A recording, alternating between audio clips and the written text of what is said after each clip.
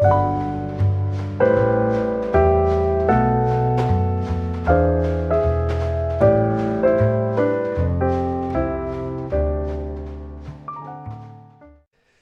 하나님께서 우리에게 주시는 말씀은 사무엘하 12장 1절부터 15절까지 14절까지 같이 보도록 하겠습니다.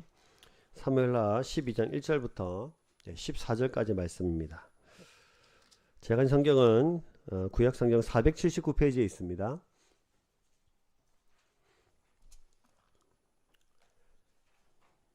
사무엘하 12장 1절부터 14절 한 절씩 교독하겠습니다. 제가 먼저 읽습니다.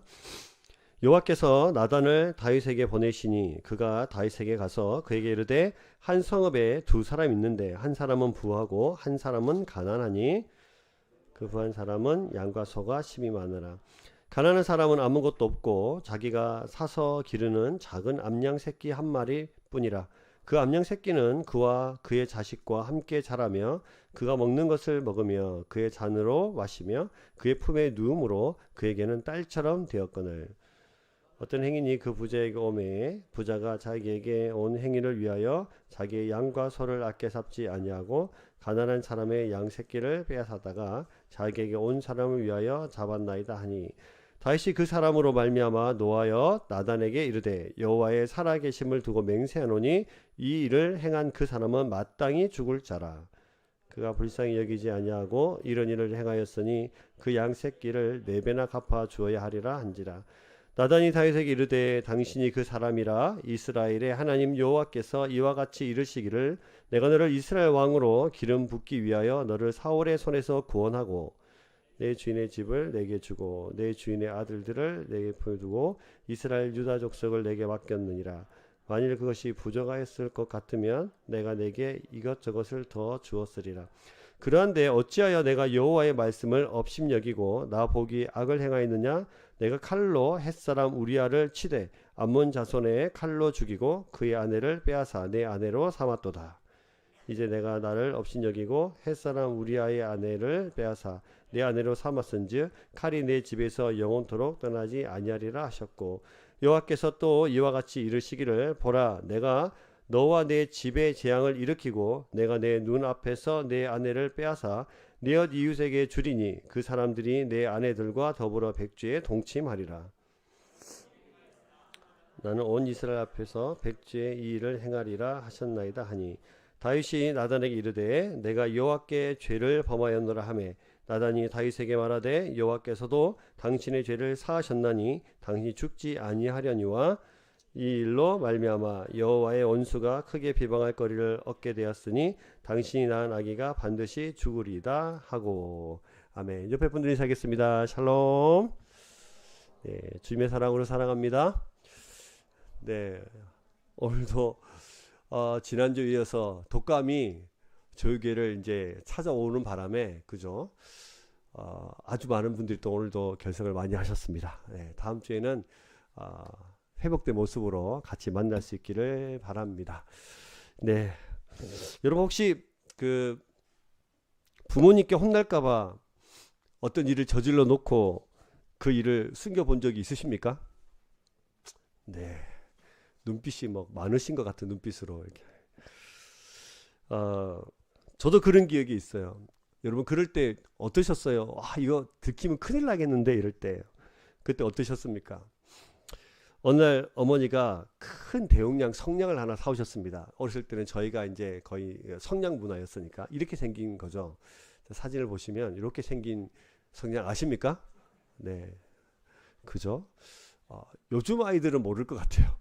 저희 때는 저 큰 성냥 하나 이렇게 사놓고 집에서 사용하고 그랬는데 저 성냥 안에 무려 600개가 들어있어요. 혼자 집에서 있는데 어머니가 새로 사오셨거든요. 이제 저를 비춰주시고 혼자 이제 심심한 거예요. 그래서 어떤 생각이 드냐면 저거에 한번 불을 붙여보면 어떨까 뭐 이런 생각이 막 마음속에 드는 거죠. 그래서 이렇게 성냥 한 개표를 저 성냥의 옆에 통에 이렇게 불 붙이는 게 붙어 있거든요. 그냥 탁 켜가지고 살짝 올렸는데 순식간에 600개가 한꺼번에 불이 붙는 거예요. 이 화력이 얼마나 센지 제 기억으로는 이게 천장까지 불길이 씻었던 걸로 기억을 해요. 와, 근데 이제 불을 붙었는데 놀라고 있는데 불이 또 빨리 꺼지더라고요. 놀랍게도. 근데 어쨌든 불은 붙었잖아요. 근데 이제 숨길 수가 없는 거죠. 큰일 났다. 이거 어떻게 하면 좋나. 분명히 엄마한테 이거 혼날 텐데. 근데 조금 있다가 어머니가 들어오셨어요. 이 냄새가 뭐냐? 이실 찍고 했다가는 그날 뼈도 못 치를 게 뻔하기 때문에 이렇게 말하는 거죠. 엄마 성냥 쓸 일에 있어서 불을 살짝 붙였는데 그때 마침 잠이 와가지고 잠시 졸았는데 불이 붙었다고. 네, 거짓말이죠. 철저히 순교했습니다. 완벽하게 순교야만 했습니다. 눈빛 하나 흔들리지 않고 네, 완벽하게 거짓말을 했어야 됐죠. 이 사실 지금 밝힙니다. 어머니 그때 제가 호기심에 그랬습니다. 이제 어머니가 돌아가셨는데 그때 그 얘기를 해드렸어야 되는데 아직도 못하고 제가 천국 가면 어머니 만나면 하려고요. 그 뒤로 성냥을 볼 때마다 생각이 나요. 그때 내가 불 붙였다. 600개가 동시에 불을 붙으면 1000장까지 불길이 솟는다. 완전 범죄였다고 생각했습니다. 이건 들키지 않았어. 왜냐하면 그때 넘어갔으니까요. 근데 내 안에 남은 흔적을 지울 수가 없어요.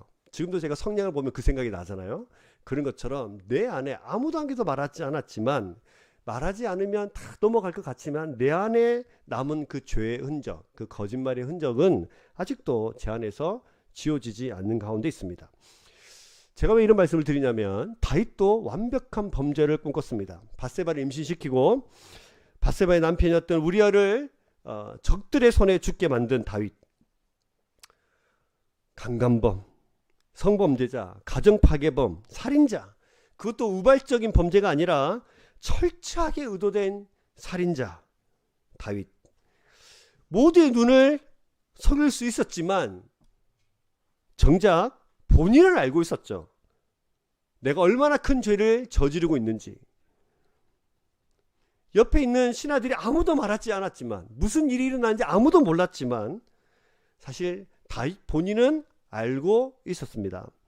그래서 나만 입 닫으면 돼. 나만 모른 체 하면 돼. 라는 생각을 했고 자신을 속이고 세상을 속이는 자로 남기로 결정했습니다. 우리 지난주에 다윗이 죄를 범하는 장면들을 우리 쭉 같이 살펴봤잖아요. 다윗이 죄를 짚는 과정, 또 다윗이 죄를 덮는 과정, 그 숨기는 과정을 통해서 성경에 우리가 말하고 있는 것, 죄를 지어서 죄인이 아니라 죄인이기 때문에 죄를 짓는, 그래서 날마다 죄를 낳고 또 생산하고 또 생산해내는 그런 하나님께서 말씀하시는 그것을 정확하게 오늘 다윗을 통해서 우리도 한 번 더 우리가 경험하고 확인할 수 있게 된 것이죠. 그런데 사람들은 죄인인데 늘 죄인인 것을 인정합니까? 안 합니까? 안 합니다. 그래서 우리는 죄를 인정하지 않고 늘 의인 인체하는 거예요. 그래서 오늘 말씀의 제목이 의인 코스프레라고 지었어요. 코스프레가 뭡니까? 애니메이션이나 게임, 영화 같은 것들을 등장인물들을 이제 인물로 분장해서 그 인물이 행동하는 것을 그대로 흉내내는 것을 코스프레라고 하는데, 지금 다윗은 내가 죄인이 아니야. 죄를 덮으면서 사실 뭘 하고 있냐면 의인 코스프레를 하고 있는 거예요. 의인인 척 하는 거예요. 원래는 죄인인데 의인인 척, 나는 아무 문제 없는 척, 정결한 척, 순결한 척 하고 있는 것이죠.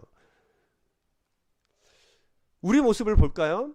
다윗과 우리 모습을 그대로 비교시켜 보시면 우리도 역시 의인 코스프레의 모습으로 열심히 세상을 살아갑니다. 어떻게 해요? 죄를 덮어서 보이지 않게 하는 방식으로. 어떻게 해요? 죄를 숨기는 방식으로 의인인 척합니다. 내 죄를 모른 척하는 방식으로 의인인 척합니다. 때로는 이 죄를 내 것이 아니라 네 것이라고 토스하면서 다른 사람에게 이 죄를 뒤집어 씌우면서 이 작업을 해요. 나는 하나도 잘못한 게 없다. 네가 그래서 나는 그렇게 한 것이다. 네가 먼저 그렇게 했지 않냐. 마치 아담과 하고 죄를 짓고 하나님이 아담을 찾으실 때 하나님이 나에게 주신 이 여자 때문에 내가 선악과를 먹었습니다. 라고 이 죄의 전가를 하나님께 했던 아담처럼 우린 열심히 내 죄가 문제가 아니라 네가 나를 그렇게 했기 때문에 그렇게 하는 거야 라고 죄를 토스하면서 그렇게 살아가요. 근데 문제는 인간의 이런 눈물겨운 노력에도 불구하고 우리 죄는 없어지지 않는다는 데 있습니다. 인간 사실 이 사실을 너무 잘 알고 있어요. 그래서 죄를 지으면 두렵습니다. 지울 수 없기 때문이죠. 그래서 죄인은 계속 죄를 반복해서 짓고요. 계속 죄를 만들어내고 죄를 또 졌고 의인 척하면서 시간이 지나면 나는 의인이야. 이런 착각 속에 살아갑니다. 그런데 문제는 하나님의 이런 인간의 방식에 동의하신 적이 단 한 번도 없다는 데 있어요. 그래, 덮어줄게. 이렇게 넘어가신 적이 단 한 번도 없어요. 하나님은 그럼 이 죄라는 방식을 사람은 덮고 숨기려는 게 우리의 방식이라면 하나님은 어떤 방식으로 이 죄를 대하시냐면 이 죄를 드러내십니다. 사람은 죄 뒤에 숨어서 외면하고 항상 나는 죄가 없다 라고 이야기하지만 항상 하나님은 이 죄를 지적하시고 끄집어내십니다. 마치 수술대 위에 환부를 드러내듯이 훤하게 드러내세요. 때로는 잔인하게 느껴질 때도 있어요. 때로는 죄 지적이 너무 아플 때도 있어요.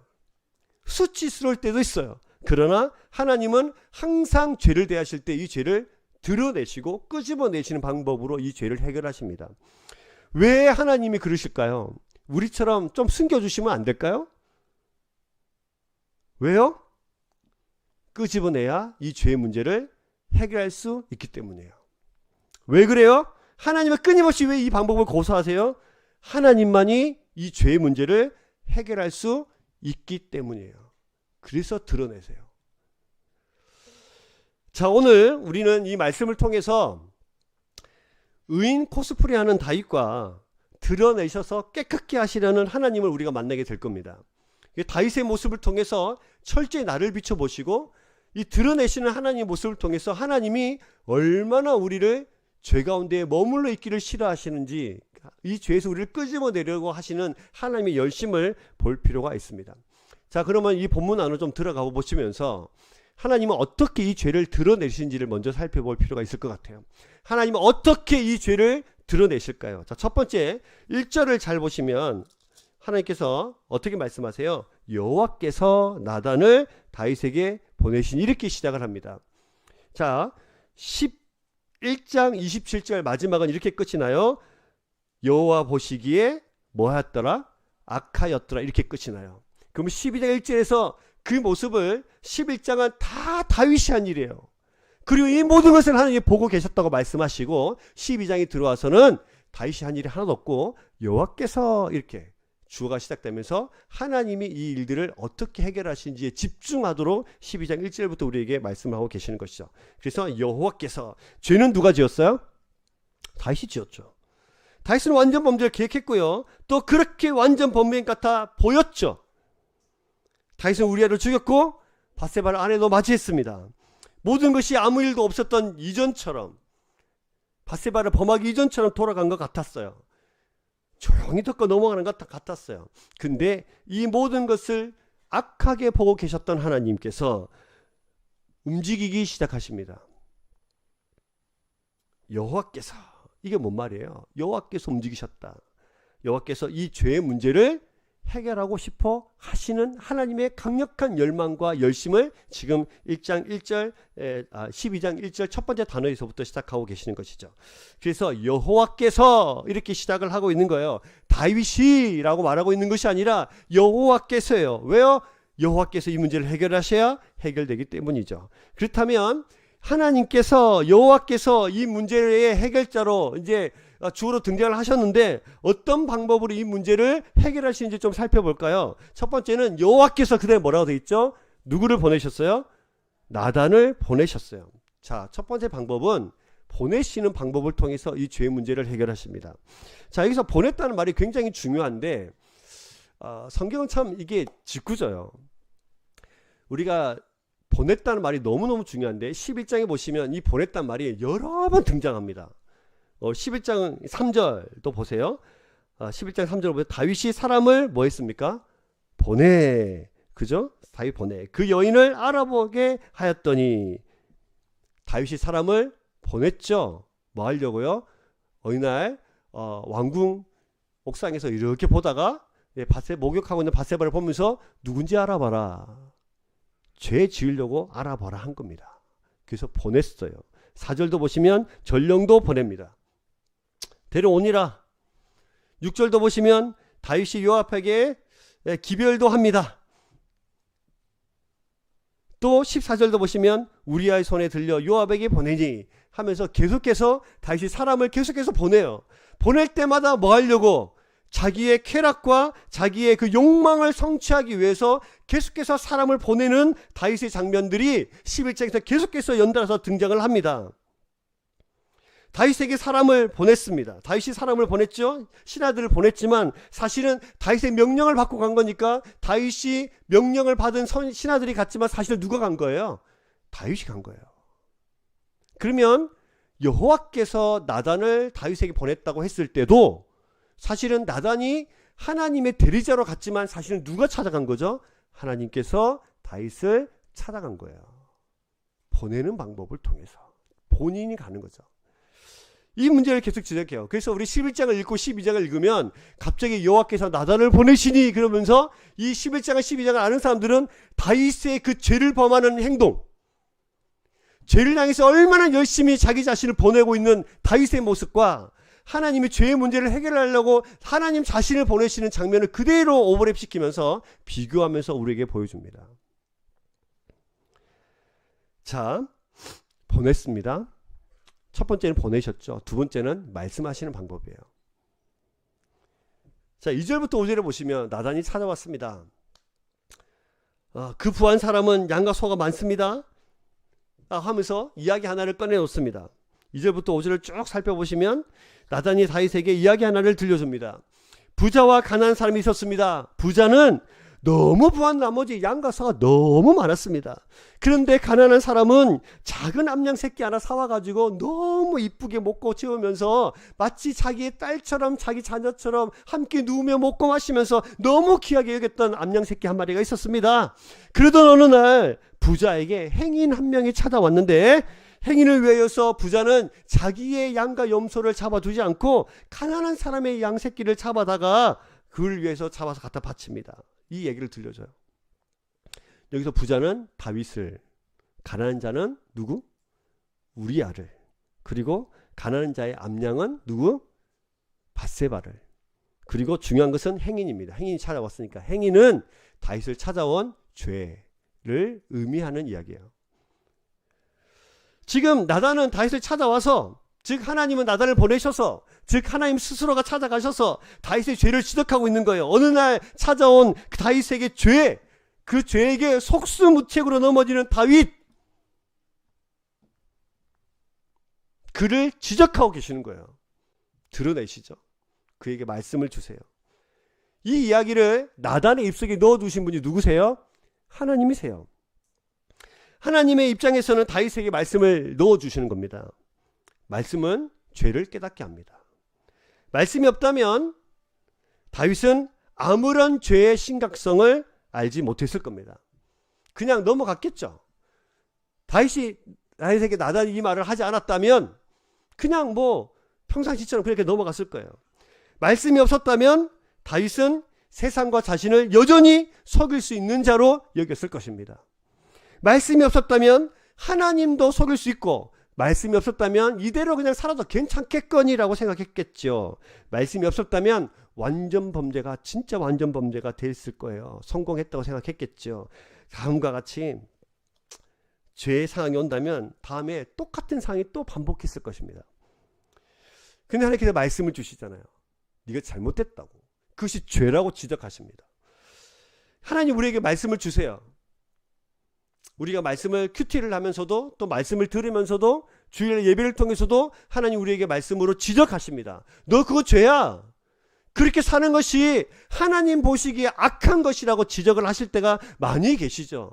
그럴 때마다 우리는 그 말씀 그 앞에서 바르게 반응하셔야 됩니다. 아, 이게 죄구나.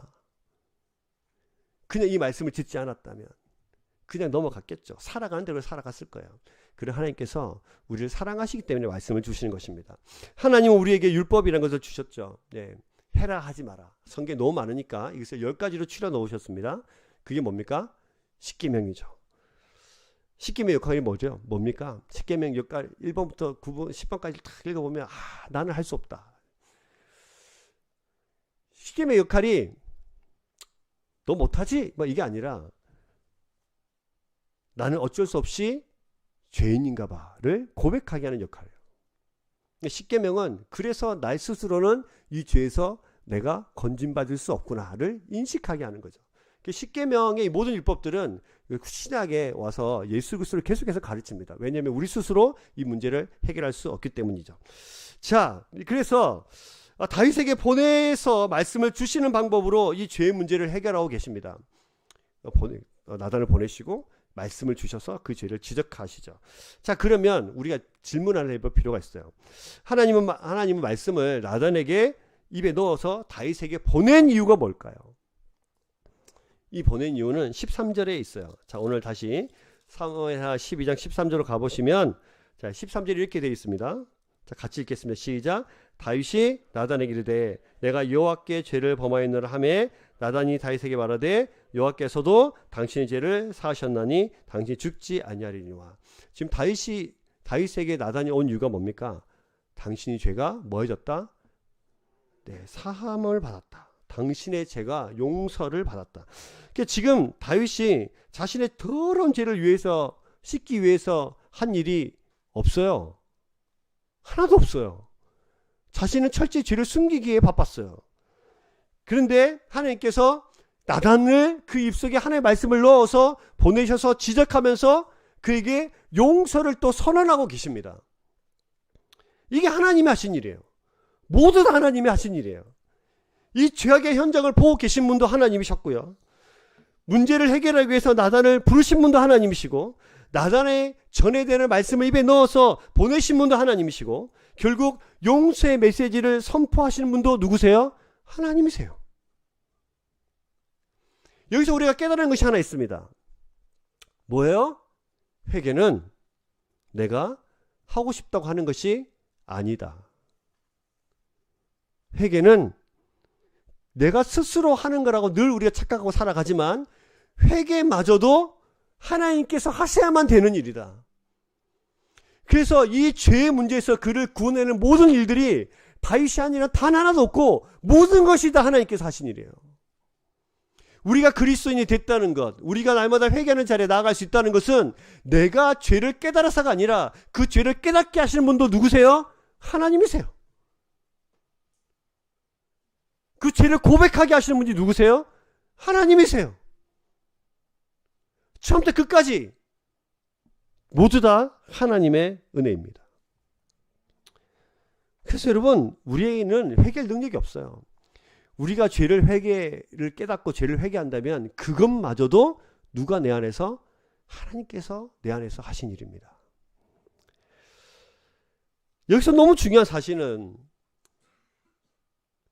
나단을 보내실 때 이미 하나님은 너 이놈 한번 죽어봐라 이렇게 보내신 것이 아니라 뭐 하시려고 나단을 보내신 거예요?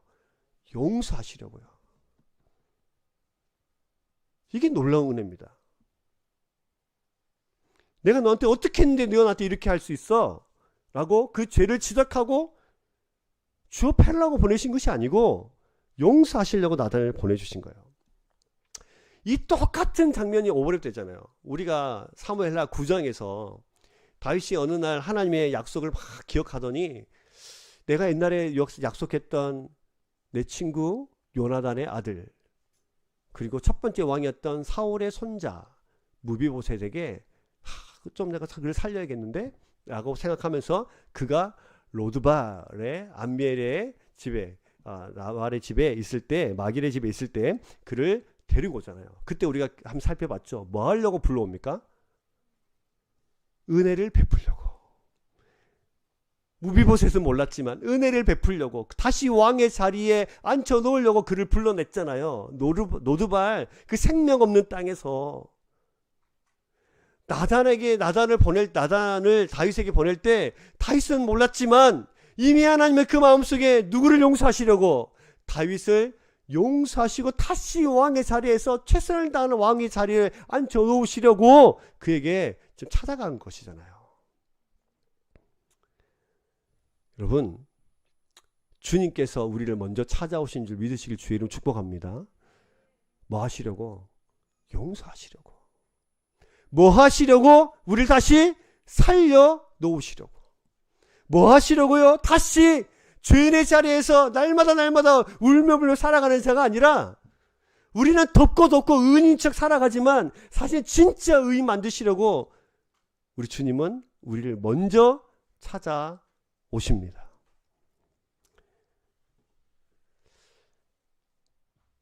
이 12장을 읽으면서 얼마나 우리가 다윗과 똑같은 자인지를 얼마나 낱낱이 보여주시는지. 이 지적 앞에서 다윗은 어떻게 반응할까요? 이 반응도 성경은 잘 기록하고 있으니까 이 반응 가운데로 나가볼 필요가 있겠죠. 나단이 이 얘기를 들려주자 5절과 6절 보세요. 다윗이 그 사람을 말미암아 노하여 나단에게 이르되 여호와의 살아계심을 두고 맹세하노니 이 일을 행한 그 사람은 뭐 해야 돼요? 마땅히 죽을 자니라. 그가 불쌍히 여기지 아니하고 이런 일을 행하였으니 그 양새끼를 4배나 갚아줘야 한지라 하리라 한지라. 나단이 다윗에게 얘기를 들려줄 때 다윗은 노발대발하면서 펄쩍 뜁니다. 그런 놈은 죽어야 돼. 그런 놈은 마땅히 죽어야 돼. 그럴 사람이 있어. 만약 그런 사람이 있다면 용서할 수 없는 죄인이야. 어떻게 그럴 수가 있어? 우리말로 하면 뭘까요? 죽어도 싸. 내가 이를 악물고 여호와의 살아계심을 두고 맹세하는데 반드시 그런 놈은 죽어야 돼. 다윗의 입에서 그놈은 반드시 죽어야 돼. 마땅히 죽어야 돼. 도저히 살려줄 수 없는 놈이야 라는 입 밖으로 이 말이 튀어나기가 무섭게 나단은 이렇게 말하죠. 7절. 나단이 다윗에게 이르되 뭐라고 그랬어요? 당신이 그 사람이라. 다시요. 7절. 나단이 다윗에게 이르되 당신이 그 사람이라. 당신이 바로 그 놈이요. 당신의 입으로 당신이 생각해서도 마땅히 죽어야만 된다고 소리지는 바로 그 사람이 바로 당신이라고. 다시 바꿔보면 네가 바로 죽어야 될 바로 그 사람이다. 죽어야 한다는 다윗. 그리고 말하죠. 다윗은 왜 자기 속에서 이 사람이 죽여야만, 마땅히 죽어야만 된다고 이야기했을까요? 자신 속에 선과 악, 의와 불의에 대한 분명한 개념을 가지고 있었던 사람이란 말이에요. 자기가 가지고 있는 기준에 의해서 죽음에 마땅하다고 이야기하잖아요. 그 기준으로 다윗은 자신이 밧세바를 취하기 위한 모든 일들도 악한 행동이라는 것을 사실 알고는 있었어요. 사실 엄밀히 따지고 보면 다윗은 10계명 중에 정말 많은 것을 어겼습니다. 살인하지 마라, 간음하지 마라, 도둑질하지 마라, 내 이웃에 대해 거짓 증언하지 마라, 내 이웃의 집을 탐내지 말라, 내 이웃의 아내나 그의 남종이나 그의 여종이나 그의 소나 그의 낙이나 물은 내 이웃의 소유를 탐내지 마라. 6, 7, 8, 9, 10 다 어겼어요. 율법에 대해서 잘 알고 있는 다윗이. 그런 다윗에게 나단은 소리칩니다. 바로 당신이 죽어야 할 자입니다. 여기서 바로 당신이라는 말이 히브리어로 하이시입니다. 하이시. 이시가 남자거든요. 남자. 하가 그 사람, 그 남자 이런 뜻이에요. 여러분 우리가 축구할 때 이시가 이시아에게 아시죠? 이시가 남자고요. 이시아가 여자예요. 히브리어로. 네, 그래서 남자가 여자에게 이런 뜻이죠. 그래서 하이시, 그 남자가 바로 당신이다. 바로 당신이 그 남자다. 이것이 중요한 이유가 뭐냐면 이것이 신약에 와서 그 빌라도의 입에서 이 단어가 튀어나옵니다. 요한복음 19장 4절에서 5절의 말씀을 보시면 이런 말씀이 있어요. 잠깐 띄워주시고 같이 한번 이 말씀 읽어볼까요? 요한복음 19장 4절과 5절 같이 있습니다. 시작. 빌라도가 다시 밖에 나가 말하되 보라, 이 사람을 데리고 너에게로 나오니 이는 내가 그에게 아무 죄도 찾지 못한 것을 너희로 알게 하려 함이로라 하더라. 이에 예수께서 가시관을 쓰고 자색 옷을 입고 나오시니 빌라도가 그에게 말하되 보라, 이 사람이로다 하매. 이 사람이로다. 이게 헬라어로 호안스로포스라고 하는데 이것이 그 사람이라는 뜻이거든요. 그 사람이다. 이게 빌라도 이야기를 빌려보면은 이 사람은 죄가 없는데 지금 죽게 생겼는데 내가 이 사람 너희한테 이야기해 줄게. 이 사람 죄가 없는 사람이야. 근데 이 사람들 죽게 생겼어. 이 사람이 바로 그 사람이거든 라고 하면서 예수님을 가르쳐줘요. 그러니까 그 사람, 구약에서는 바로 그 사람, 신약에서는 바로 그 사람이 예수 그리스도를 가르치죠. 그래서 지금 뭘 말하고 있냐면 다윗에게 나다는 네가 바로 죽어야 될 그 사람이다. 마땅히 죽어야 할 자리, 그 자리에 지금 내가 죽어야 되는데 그 사람인데 그 자리에 지금 신학부터 모든 것까지 다 그 큰 그림으로 보여주시면 죽어야 할 그 자리에 지금 누가 서 있는 거예요? 예수 그리스도가 서 계시는 거거든요. 십자가의 자리는 내가 죽어야 될 자리예요. 십자가를 보면서 예수님이 십자가에 못 박혀 돌아가시는가 보다 이렇게 생각하는 게 아니라 내가 죽어야 될 그 자리에 빌라도의 말씀을 입에 빌려서 이야기해 보면 그 자리에 예수 그리스도 서 계시는 거예요. 마땅히 죽어야 되는 그 자리에 나 대신 예수 그리스도가 서 계셔야 계시는 것입니다. 여러분, 의인 코스프레라는 자들에게는 이게 사실 동기가 안 됩니다. 왜냐하면 나는 의로운 자거든요. 내가 죽어야 될 그 자리, 내가 왜 그 자리를 가? 이게 의인 코스프레 하는 사람들의 특징이에요. 자기 자신마저 속여서 자신이 누군지도 모르느니 왜 죽게 되는지 모릅니다. 내가 죽어야 할 자이고 나를 대신해서 예수 그리스도가 그 자리에 나를 대신해서 서 계신다는 사실을 동의되지 않으면 우리는 그리스도인이 사실 아니에요. 그냥 종교 행위를 하는 자입니다. 우리 12월이잖아요. 우리 지금 대강절로 보내고 있는데 12월 한 달을 우리는 대강절이라고 해요. 보내고 있는데 이 시간을 통해서 우리는 뭘 기억해야 되냐면 내가 죽어야 될 그 자리에 마땅히 죽어야 될 그 자리에 나를 대신해서 예수님께서 대신 죽어주셨다를 반드시 기억해야 합니다.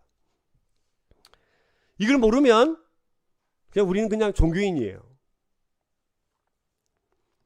이 지적 앞에서 다윗은 어떻게 고백하냐면 13절 보시면 다윗이 나더러 이르되 내가 여호와께 뭐를 했다? 죄를 범하였노라. 다윗은 하나님의 질책에 자신의 죄를 인정합니다. 죄를 범하였노라. 이것을 히브리어로 직역을 해보면 내가 길에서 벗어났도다 이런 뜻이잖아요. 하나님께서 나에게 주신 행동, 나에게 주신 모든 것으로부터 내 길에서부터 내가 벗어났다. 내가 죄를 지었다. 다윗은 더 이상 숨길 수 없다는 것을 알았습니다. 왜냐하면 완벽하게 숨길 수 있었는데 하나님이 그것을 지적하고 계시니까. 더 이상 하나님 눈을 숨길 수 없다는 사실을 깨달았죠. 더 이상 도망칠 곳이 없다는 것도 깨달았습니다. 막다른 길에 서 있다는 것도 알았습니다. 그래서 인정합니다. 내가 범죄했어. 하나님께서 나에게 원하시는 그 의의 길이 아님을 나는 인정하겠다고. 하나님이 우리 죄를 깨닫게 하실 때, 지적하실 때 우리가 어떻게 반응해야 합니까? 인정하십시오. 이 상황에서 나는 아니라고 부인하지 마십시오. 난 죄인 아닌데요? 어쩔 수 없다고 습관처럼 말하지 마십시오. 잘못했다고, 내가 그랬다고 바짝 엎드리셔야 됩니다. 하나님께서 내가 저지른 범죄 현장에 계셨어요. 지금도 계셨고 이전에도 계셨고 앞으로도 내가 죄 짓는 그 현장에 하나님 함께 하실 거예요. 내가 죄를 짓는 바로 그 순간은 바로 그대로 목도하고 계십니다. 그 현장에 계세요. 하나님의 직접 증인이 되셔서 너 그 죄야 라고 지적하세요. 너무 부끄럽고 수치스럽죠. 그래서 아니라고 할 수가 없어요. 하나님 손에 내 죄인이란 증거를 들고 우리에게 죄를 지적하시거든요. 그러니 죄를 지적받을 때마다 우리의 태도는 겸허히 내 죄를 토설하고 내 죄를 인정하는 것으로 무릎 꿇어야 합니다. 여기서 1대 왕이었던 사울과 2대 왕이었던 다윗의 차이가 납니다. 하나님 똑같은 방법으로 죄를 지적하시는데 사울은 변명만 해요. 다윗 때문에요. 죄 때문에요. 근데 다윗은 회개합니다. 이게 차이입니다. 변명만 늘어놓는 것, 내 죄를 숨기는 거예요. 변명만 늘어놓는 것, 의인 코스프레 하는 거예요. 변명만 늘어놓는 것, 나는 죄가 없다고 말하는 거죠. 누구 때문에? 너 때문에 죄를 졌다고 죄를 전가시키는 거잖아요. 여러분, 다윗은 표를 내지 않았지만 자기 마음속에 죄를 가진 끔찍했던 그 현장이 여전히 마음속에 계속 남아 있었을 거예요. 철저히 죄로 인해서 근심했던 마음, 숨기면서 한쪽 마음으로는 괴로운 마음, 발각되면 죽을까봐, 이 왕자리를 내어놓아야 될까봐, 나의 인생이 끝날까봐 전전긍긍하면서 두려웠던 그 마음, 죄로 인해서 고통스러웠던 그 마음, 아닌 척 괜찮은 척 했지만 이렇게 살면 안 되는데 라고 내 마음속 깊은 곳에서 내 마음을 두드리고 있는 그 성령님의 마음, 그 마음을 그대로 이 한마디로 표현한 겁니다. 내가 여호와께 죄를 범하였노라. 여러분, 이 대답을 하나님이 듣고 싶어 하십니다. 우리가 말하지 않지만 우리가 다 서로 같이 함께 예배드리고 찬양하고 막 있으니까 우리 스스로 다 우리가 의로운 척하고 살아가지만 우리 모두를 속일 수 있는데 하나님을 속일 수 없습니다. 그래서 하나님 앞에 가서까지 의로운 척 하실 필요가 없어요. 사실 그럴 수도 없어요. 하나님 앞에 나아가셔서 그냥 주님, 제가 죄인입니다. 주님, 제가 죄인입니다. 이것을 인정하기 시작할 때 여러분 삶에 놀라운 변화가 일어날 겁니다. 일어나게 됩니다. 그렇게 말씀하십시오. 그래서 하나님과 대면하십시오. 무슨 문제가 생기면 늘 회피하는 사람들 많이 있잖아요. 그러나 이 문제는 회피한다고 될 일이 아닙니다. 올해가 가기 전에 2022년을 마무리하시면서 하나님 앞에 혼자 조용히 머무르는 시간을 가지십시오. 그리고 하나님, 제가 죄인입니다. 이 고백을 하십시오. 이 죄가 잘 안 깨달아지면 하나님, 내 죄를 좀 깨닫게 해주십시오 라고 기도하다 보면 하나씩 생각이 날 거예요. 그럼 그때마다 그 하나씩 들고 기도하는 거죠. 나단의 지적에 다윗은 시편 51편의 찬송으로 하나님 앞에 기도를 하는데요. 51편 다 읽을 수가 없으니까 9절부터 12절까지만 한번 읽어볼까요? 같이 읽겠습니다. 시작. 주의 얼굴을 내 죄에서 돌이키시고 내 모든 죄악을 지워 주소서. 하나님이여, 내 속에 정한 마음을 창조하시고 내 안에 정직한 영을 새롭게 하소서. 나를 주 앞에서 쫓아내지 마시며 주의 성령을 내게서 거두지 마소서. 주의 구원의 즐거움을 내게 회복시켜 주시고 자원하는 심령을 주사 나를 붙드소서. 얼마나 다윗이 이 죄의 문제를 가지고 아파 있는지 알 수 있잖아요. 내 안에 정직한 영을 새롭게 해주십시오. 내가 얼마나 거짓된 자인인 것을 주님 다시 알게 해주십시오. 나를 주님 앞에 쫓아내지 마십시오. 내가 이 죄를 숨기면서 주님과 내 사이가 얼마나 멀어졌는지, 내가 주님 앞에 끄림을 당해서 버림을 받은 것처럼 많이 아팠습니다. 성령을 거두지 말아 주십시오. 나를 버리지 말아 주십시오. 내 안에 그 구원의 즐거움을 다시 회복시켜 주십시오. 내가 죄를 가지고 숨기려고 할 때마다 내가 얼마나 구원의 즐거움이 내 안에 죽을 것 같이, 없어지고 죽을 것 같은 아픔이 내 안에 있었는지 주님 아시잖아요. 이 고백을 하고 있는 거잖아요. 이 자기 죄를 가지고 하나님 앞에 처절히 내어놓는 이 작업이 있어야 돼요. 이 작업이 있는 자들이 그리스도인입니다. 하나님 앞에 자기 자신을 질질 끌고라도 가서 십자가 앞에서 너덜너덜해진 그 죄의 모습에 죽어야 되는 내 죄의 모습을 그대로 들고 주님 그 구원의 즐거움을 내 안에 회복시켜 주셔야 내가 살 것 같습니다. 다시 주님 앞으로 나를 데리고 오셔야 내가 다시 주님 옆에 살아갈 수 있어야 내가 살 수 있을 것 같습니다. 주님 없이 살아가는 나의 모습이 마치 사형 선고를 받은 것 같은 마음으로 세상을 살아가는 자입니다. 이 고백을 할 수 있는 저와 여러분의 삶이 되기를 주의 이름 축복합니다. 그럼 거꾸로 이 고백을 할 수 없다면요, 어떻게 될까요? 우리 여전히 지금 자기 죄를 고백하기 이전에 철저히 아픔과 괴로움 속에서 자기를 숨기고 있는 다윗의 모습으로 우리는 계속 살아가는 거예요. 자, 여러분, 오늘 말씀 좀 마무리하면서 12장을 쭉 살펴보니까 구절 구절마다 예수 그리스도의 모습이 보여요. 숨기면 살 줄 알았던 어리석은 사람, 더 잘 숨기라고 옆에서 계속 부치질하는 사단, 그 모든 사람의 계획과 사단의 계획을 다 파하시고 승리하시는 예수 그리스도, 끄집어내서 도려야만 살 수 있다는 것을 가르쳐 주시는 하나님, 어떻게 해서든 숨긴 그것을 끄집어내서 씻어내고 싶어 하시는 하나님, 사람이 스스로 할 수 없기에 용서부터 회개의 마음까지 모든 것을 하나님 스스로 해결하고 계시는 이 모습, 이 모든 다윗을 향한 하나님의 행동이 2022년 12월 11일 참정교회 예배당에서 함께 예배하고 있는 여러분들에게 그대로 적용되고 있다는 사실을 믿으시길 주의 이름 축복합니다. 그대로요. 어느 하나 틀린 것이 없이 똑같이 보내시고 말씀하시고 죄를 지적하시고, 그러나 우리를 죽이려고 하시는 것이 아니라 살려내려는 하나님의 마음이요.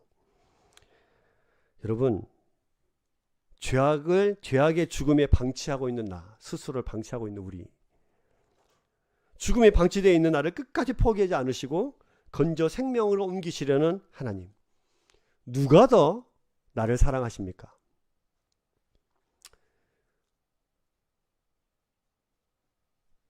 누가 더 여러분들을 사랑하세요? 우리 하나님께서 여러분들을 더 사랑하고 계십니다. 그래서 그 하나님을 우리 요한복음 3장 16절에 이렇게 말하죠. 하나님이 세상을 이처럼 사랑하사 독생자를 주셨으니 이는 그를 믿는 자마다 멸망하지 않고 영생을 얻게 하려 하심이니라. 다윗만 보면서 하나님이 이처럼 다윗을 사랑하십니까? 아니고 저와 여러분들을 보면서도 이처럼 하나님이 나를 사랑하시는구나 를 깨달으셔야 됩니다. 날마다 의인되지 못해서 의인 코스프레 하고 있는 우리에게 의인됨을 살아갈 수 있는 방법도 가르쳐 주시죠. 로마서 1장 17절 마지막으로 이 말씀을 같이 읽겠습니다. 시작. 복음에는 하나님의 의가 나타나서 믿음으로 믿음에 이르게 하나니 기록된 바 오직 의인은 믿음으로 말미암아 살리라 함과 같으니라. 아멘. 이 사실을 믿으면 더 이상 의인인 척 하지 마. 내가 너를 의인으로 인정해 줄게. 우리는 할 수 없어서 의인 코스프레를 하는데 우리 하나님은 우리에게 의인이라고 칭해 주십니다. 얼마나 감사한지요. 그래서 저와 여러분들은 용서받은 의인입니다. 믿으십니까? 네. 자기 자신을 향해서 오늘은 한번 절따서 한번 자기 자신에게 한번 축복하면서 이렇게 얘기하십시다. 나는 용서받은 의인입니다. 할렐루야.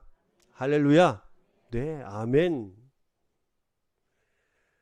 내가 한 것이 아무것도 없는데 얼마나 그 은혜가 큰지 하나님이 다 해주시는 그 놀라운 은혜. 그 은혜를 잊지 않고 살아가는 저와 이름 되시길 주의 이름 축복합니다.